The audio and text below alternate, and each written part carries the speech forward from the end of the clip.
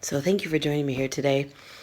I know that a lot of online coaching things promise to tell you the five secrets of whatever, and they tell a lot of stories, and you never actually get to just the information of the things that they promise. So, what I'm going to do now is tell you a quick story about how I got to where I'm at, and then we'll dive into the things and things you need to know, the other things you need to know. Okay? So, at a young age, I lost my hair. I lost my hair when I was 10 years old. And it was devastating to me at the time, not because I didn't love myself, but because by the age of, at the age of 10, you don't really have a solid grip on who you are as a person. And a lot of people identify with their hair. So in those years when I lost my hair at 10, I didn't have a solid idea of who I was as a person, which in a loving, nurturing society wouldn't be a problem. But what happens when you're young is that if you don't know who you are, people will start to tell you who you are based on their own thoughts, their own opinions, their own life experience, their own judgments and criticisms. And it's almost like they can sense a weakness in people. Some adults, but kids definitely around that age, if you don't have some sort of something of your own that you're holding on to, other kids can sense that. And so they start to kind of throw definitions on you as a person. So that's what happened to me.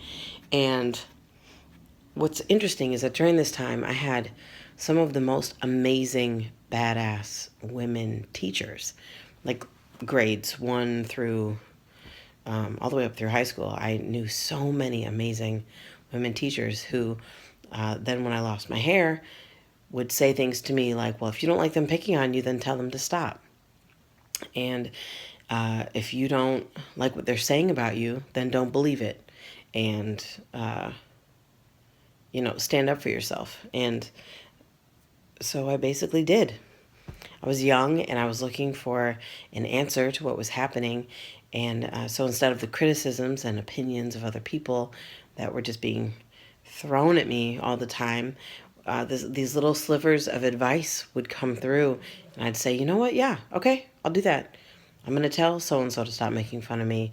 I'm going to choose not to believe what they're saying about me. I'm going to stand up for myself. And I really started to cultivate, even at a really young age, a presence of, don't fuck with me, because I was tired of living under the definitions placed on me by other people. So those first few years, it was like, and even through high school, I spent those years asserting myself and defending myself and standing up for myself and standing up for other people. And it turned into the sort of thing where I was friends with a lot of different types of people and I would stand up for people, and I never actually had to get into a fight, almost because my presence preceded me. And it was more comfortable than being told who I was, So I swapped one for the other and I became really intense but also defensive in a lot of ways.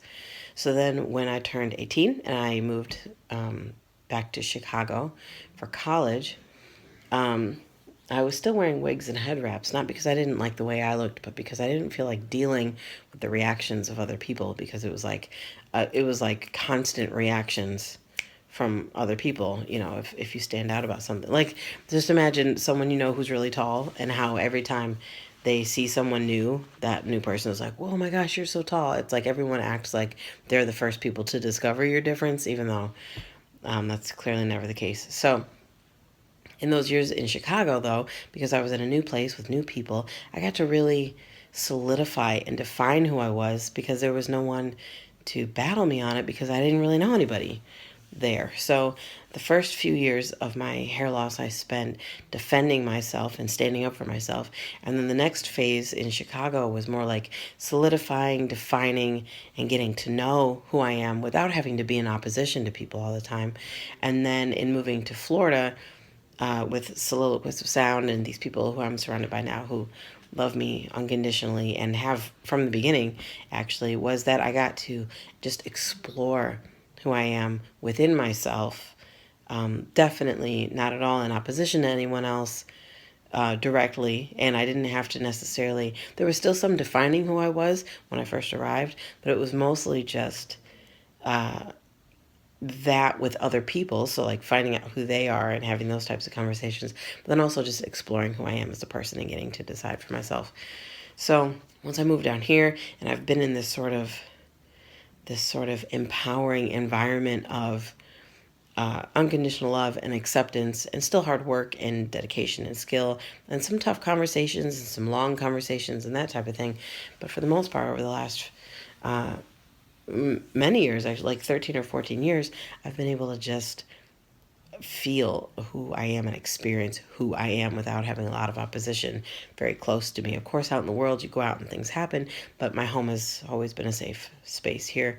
So, first, I discovered myself through opposition and standing up for myself. Second, I discovered myself through defining who I was in the space around me and developing a presence with less defense in it. And third, I just got to kind of settle in and be who I am in a really comfortable, direct, authentic, easy way. I mean, after all these years, but after all these years, it has become easy.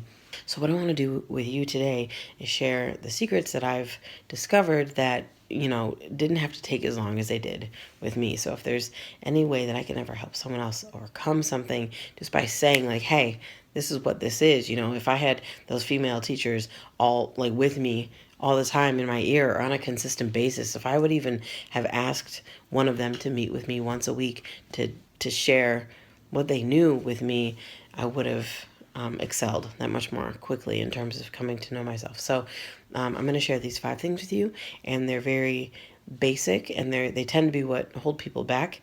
And if any of these apply to you, then I hope that one of my sessions could help. So the first thing is that people are afraid of not being liked. People want to be liked, right?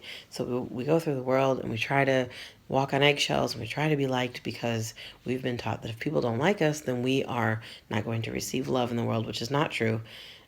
There are a whole number of people who want to know you and would be even better off in their lives if they knew you for exactly who you are. But because we're taught that love is conditional, oftentimes we are not authentic in our interactions. Whereas if we were authentic and we took the chance to possibly upset some people, we would definitely find a larger group of people who are ready to accept us for who we are. Number 2 is that we don't have a daily practice. We have no consistent thing in our lives to sort of help us cope and deal with just the reality of the everyday world. We have consistent distractions, we have consistent judgments, we have consistent self-doubt, we have consistencies in all of these things that hurt us, but we don't normally develop a consistent practice. Number 3 is that if you do have a consistent practice, the consistent practices we do create tend to be in opposition to something else. So it can be like, I meditate each day because at the end of the day, I'm so stressed and I just need a moment to relax. And what a lot of people end up doing is bringing the energy of unwanted things into their practices because they're practicing in opposition instead of with ease and with peace of mind and abundant creative flow. The 4th thing is that we tend to try to connect with people, but as soon as they misunderstand us, we recoil and we backtrack. Okay, we don't dive in to our relationships with people, and that's generally because we're afraid of confrontation, because likely we've been taught that confrontation from a young age means one person shouting at another person or an authority figure oppressing some sort of weaker willed or less apt person, and that's not always the case. So that's number 4. And number 5 is that we don't give ourselves enough time to really discover what we want, who we are, and how we feel. And really taking the time to figure those things out makes a huge difference. It's not only the matter of a daily practice, but also having the patience with ourselves to know that it might It might take a week, it might take a month or 6 months or a year or 5 years or 10 years. However long it takes, though, is worth it, because if you don't start now, that time is going to pass anyway. So you might as well use it to your advantage. So these are just some of the things that tend to hold people back. And there are immense levels to dealing with all of these things, but they're all really personal, authentic, beautifully adventurous levels, to be totally honest. So what I would love to do is invite you to join me in a personal coaching session. I'll offer, for the first 5 people who respond to this video, I'll give you a free 30-minute coaching session, and we can talk about one of these topics or a topic of your choice, and you can see just how powerful these sessions can be, because I've been through it. So I've got the experience, and I speak from an authentic place, and I'm fully interested in supporting you however I can. So if you're interested, send me a message, or you can click the link in this post, and have a great day.